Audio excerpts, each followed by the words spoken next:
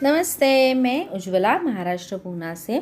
आप सब लोगों को किचन वेस्ट कंपोस्ट कैसे बनाते हैं ये अब पता ही होगा, क्योंकि आप में से बहुत लोगों ने किचन वेस्ट कंपोस्ट कैसे बनाते हैं उस बारे में बनाया हुआ मेरा वीडियो ज़रूर देखा होगा।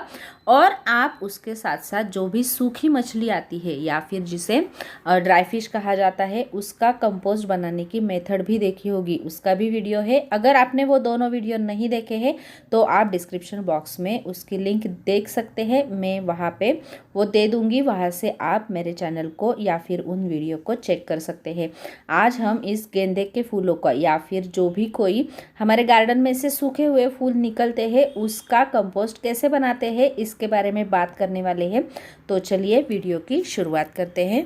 इस कंपोस्ट को बनाने के लिए आप गार्डन में से भी निकले हुए फूलों को ले सकते हैं जो सूखे हुए होते हैं, या फिर हम डेली जो भगवान जी को हार चढ़ाते हैं वो उतारा हुआ हार तो हमारे लिए वेस्ट ही हो जाता है, तो उस हार से भी आप कंपोस्ट बना सकते हैं।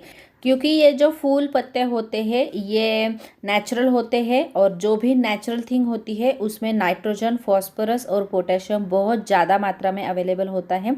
तो अगर ये वेस्ट है तो इस वेस्ट से हम बहुत अच्छा खाद हमारे पौधे के लिए बना सकते हैं, जिससे हमारे पौधों को नाइट्रोजन, फास्फोरस और कैल्शियम मिलता रहे, जो हमारे पौधे के अच्छी ग्रोथ के लिए बहुत आवश्यक है। और उसके लिए हमें कुछ भी ज़्यादा चीज़ें की ज़रूरत नहीं होती है और ये बहुत जल्दी ही बन जाता है। अभी तो बारिश के दिन है, थोड़ा सा वक्त लगेगा, लेकिन आप अगर ये कंपोस्ट गर्मियों के दिनों में बना रहे हो तो ये बहुत जल्दी ही तैयार हो जाएगा। अगर आप इसे अभी बना के रख दोगे तो ये 4 महीने में तैयार हो जाएगा और आप अपने पौधे के लिए इसका इस्तेमाल कर सकते हैं।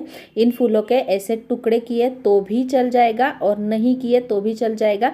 ये आप देख रहे हैं, इसका जो धागा है उसे भी मैंने नहीं उतारा है, क्योंकि धागा तो नेचुरल चीज़ से ही बनाया हुआ होता है। इससे फ़ायदा तो कुछ होगा नहीं, लेकिन नुकसान भी कुछ नहीं है अगर ये धागा भी आपने इन फूलों में ही रख दिया तो।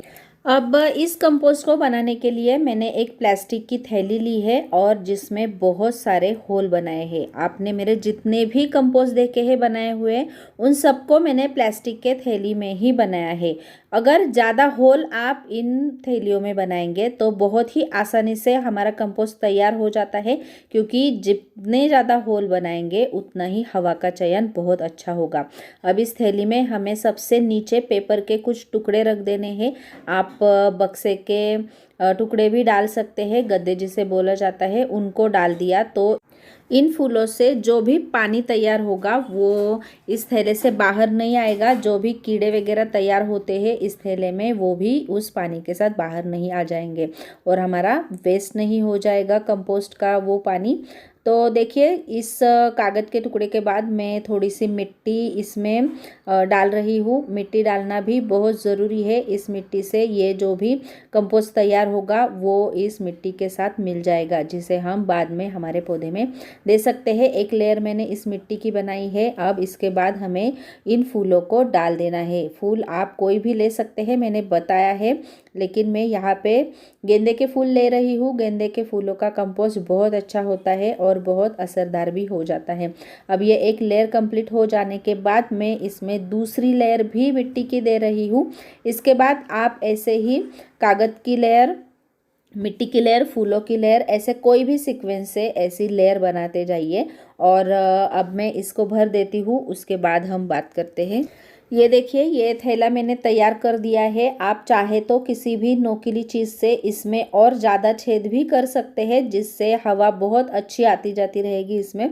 जब ये थैला हम तैयार करेंगे इसमें कोई भी पानी का या फिर किसी भी चीज़ का हमें इस्तेमाल नहीं करना है, क्योंकि इन फूलों से ही जो पानी तैयार होता है उससे ही ये खाद हमारी बनती है।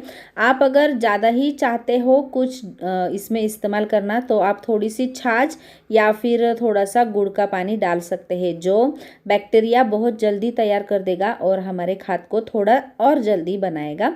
तो ऐसे आप इस कंपोस्ट को तैयार कर सकते हैं। इसके साथ साथ ये जो वेस्ट फ्लावर है उनसे हम और प्रकार की खाद बना सकते हैं, और ये मैं आगे बताती हूँ आपको।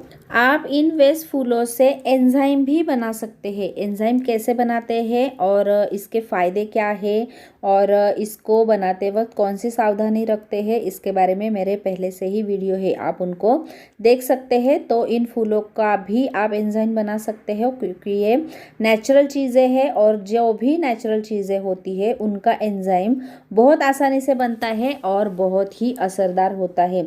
अब हम अंदाजे से ही इस बॉटल में पानी ले रहे हैं और इसमें अंदाजे से ही कुछ फ्लावर के पंखुड़ियाँ इसमें डाल रहे हैं, ताकि ये एंजाइम जल्दी तैयार हो जाए। कम से कम 3 महीने तो एंजाइम तैयार होने के लिए लगते हैं, तो इतने समय में ये पंखुड़ियाँ अगर डाल दी तो ये बहुत जल्दी डिकम्पोस्ट हो जाएगी और बहुत जल्दी हमारा एंजाइम तैयार हो जाएगा। अब एंजाइम के साथ साथ हमें इस बॉटल में गुड़ का भी इस्तेमाल करना है।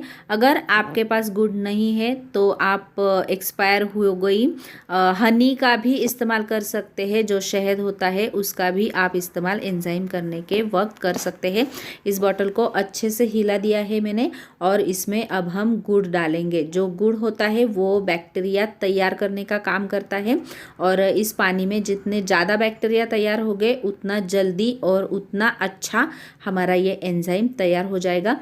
तो ये गुड़ डालने के बाद में आगे हम दूसरा कौन सा फर्टिलाइज़र इन फूलों से तैयार कर सकते हैं इसके बारे में बात करेंगे।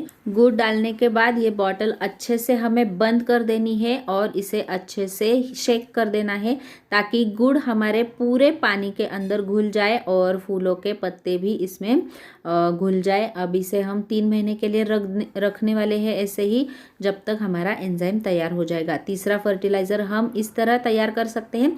ये जो फूल होते हैं उनको हमें किसी भी बॉटल में सिंपल वाटर में इसे रख देना है डिकम्पोस्टिंग के लिए। आप कम से कम 3 दिन के लिए और ज़्यादा से ज़्यादा 10 दिनों के लिए इसे डिकम्पोस्ट होने के लिए रख देंगे, और जिससे वो खाद तैयार होगी वो हमारे पौधों को बहुत ही अच्छी होगी, जिसका इस्तेमाल आप मिट्टी में भी कर सकते हैं और पौधे के ऊपर स्प्रे करने के लिए भी इस्तेमाल कर सकते हैं। तो ये तीसरा हमारा हो गया इन फूलों से बनाया हुआ फर्टिलाइज़र।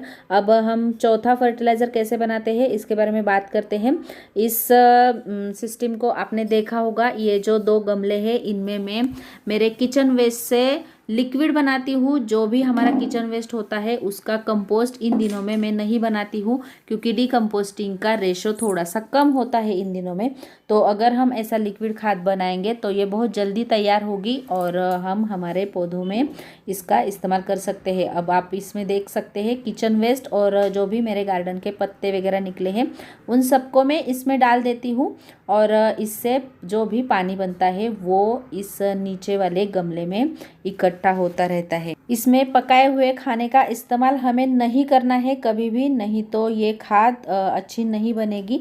अब इसमें हम ये फूलों को डाल सकते हैं, जिससे जो भी पानी तैयार होगा वो एक बहुत अच्छा फर्टिलाइज़र होगा। अब आप देखिए ये पानी बहुत ही पतला सा घोल होता है, लेकिन ये बहुत ही असरदार होता है। आप जब भी इसका इस्तेमाल करेंगे इसका असर हमें तीसरे या चौथे दिन से ही दिखाई देगा। हमारे पौधे के पत्ते पहले से भी बहुत ज़्यादा ग्रीन दिखते हैं, पौधे की ग्रोथ बहुत अच्छी होती है। अब ये जो भी पानी तैयार होता है उसको मैं ऐसे बॉटल में भर देती हूँ, और एक 3-4 दिनों के अंदर इसका ढक्कन हमें खोलना होता है, जिससे गैस रिलीज़ होती है इसमें जो बनती है वो। और ये खाद जितनी पुरानी हो जाती है, ये लिक्विड जितना पुराना हो जाता है उतना ही बहुत असरदार और बहुत स्ट्रांग बन जाता है। तो हमें उसका इस्तेमाल उतना कम मात्रा में करना होता है। ये हमारे पौधों को बहुत अच्छी वाली खाद है, और अब हमने इसमें अगर फूल मिलाए हैं तो ये और भी बहुत अच्छी बन जाएगी। तो देखिए वेस्ट फूलों से हम 4 प्रकार की खाद बना सकते हैं, जिनका इस्तेमाल हम हमारे पौधों के लिए कर सकते हैं। तो कैसे लगा आपको ये वीडियो? अच्छा लगा तो लाइक ज़रूर कीजिएगा और मेरे चैनल को सब्सक्राइब कीजिएगा। नमस्ते।